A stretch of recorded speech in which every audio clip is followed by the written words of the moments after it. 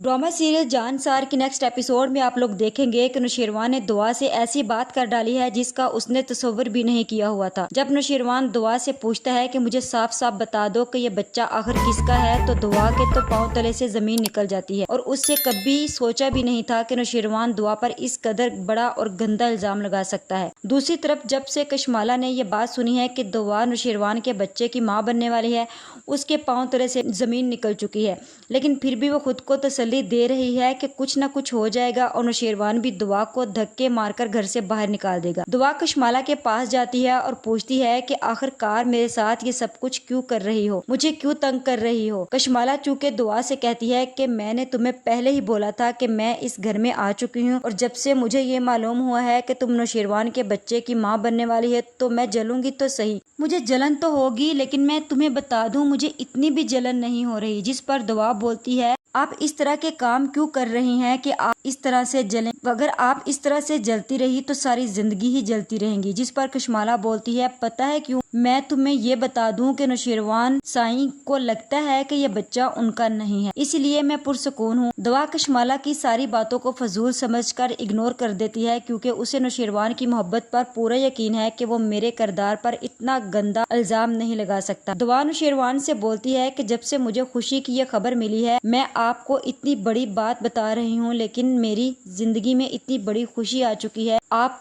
कोई भी खुशी का इजहार नहीं कर रहे।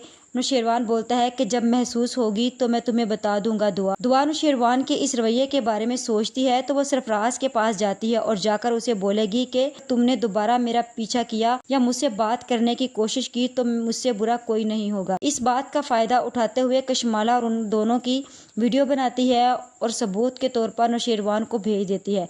नौशेरवान को यकीन दिलाने के लिए कि उसने दुआ के मुतालिक जो भी बोला था वो सब सच था, जबकि दुआ तो कहती है कि उसका सरफराज से कोई ताल्लुक नहीं।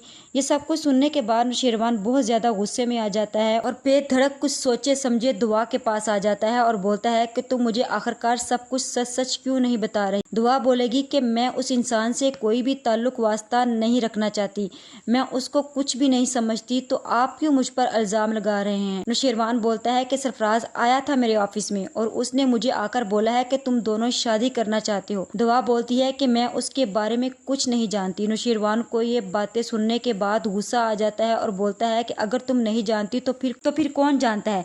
तो ठीक है, तुम मेरे एक सवाल का जवाब दे दो, और मेरा सवाल ये है कि तुम जिस बच्चे की माँ बनने वाली हो आखिरकार उसका बाप कौन है। दुआ को नौशेरवान की ये बात बर्दाश्त नहीं होती तो वो नौशेरवान पर भड़क उठती है। आगे क्या होगा, किस तरह नौशेरवान के सामने सच्चाई आएगी कि दुआ बेकसूर है।